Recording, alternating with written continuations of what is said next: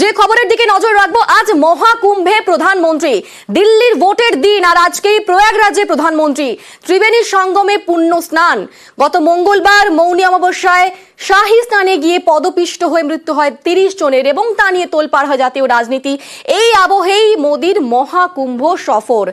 এই দিনকে কুম্ভ স্নানের জন্য বেছে নেওয়ার জন্য শুরু হয়েছে ইতিমধ্যেই রাজনৈতিক তরজা।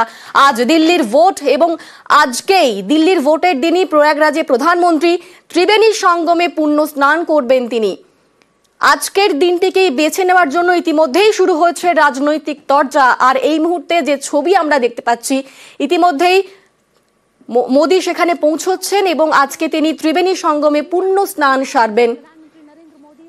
আজ দিল্লির ভোটের দিন, সেদিন এই মহাকুম্ভে স্নান করার জন্য সেই দিনটিকেই বেছে নিয়েছেন প্রধানমন্ত্রী। তা নিয়ে তোলপাড় হচ্ছে জাতীয় রাজনীতি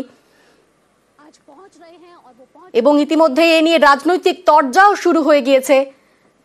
এর আগে আমরা দেখেছি গত মঙ্গলবার মৌনী অমাবস্যায় শাহী স্নান, সেই শাহী স্নানে পদপিষ্ট হয়ে 30 জনের মৃত্যু হয়েছে।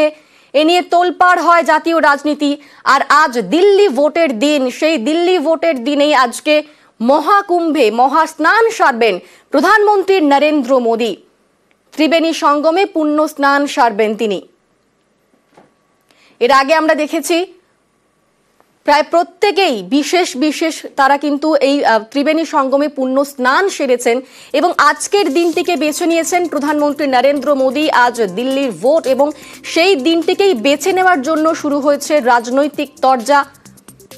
গত মঙ্গলবার মৌনী অমাবস্যায় শাহী স্নান সারতে গিয়ে পদপিষ্ট হয়ে মৃত্যু হয়েছে 30 জনের, জানিয়ে বিশাল বিতর্ক হয় এবং তারপর থেকে সতর্কও হয়েছে প্রশাসন যাতে এই ঘটনা আর কোনোভাবেই না ঘটে। আর আজকে সেখানে শাহী স্নান সারবেন প্রধানমন্ত্রী নরেন্দ্র মোদী।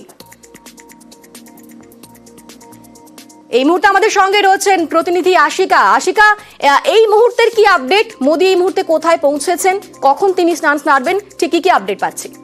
দেখো, 11টার সময় স্নানের কথা আছে। আর এখন নৌকোতে দেখা যাচ্ছে যে ছবি, যোগী আদিত্যনাথ মুখ্যমন্ত্রী আছেন প্রধানমন্ত্রীর সাথে, আর পুরো ঘাটগুলো ওনাকে দেখাচ্ছেন। তারপরে ত্রিবেণীতে নিয়ে যাবেন।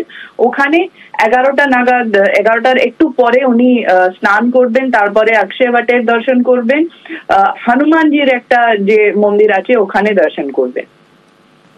বেশ, যে ছবি আমরা দেখলাম, ইতিমধ্যেই নৌকোয় চেপে সমস্ত ঘাটগুলো পরিদর্শন করছেন প্রধানমন্ত্রী নরেন্দ্র মোদী এবং তার সঙ্গে রয়েছেন যোগী আদিত্যনাথও। আর কিছুক্ষণ পরে শাহী স্নান সারবেন প্রধানমন্ত্রী নরেন্দ্র মোদী।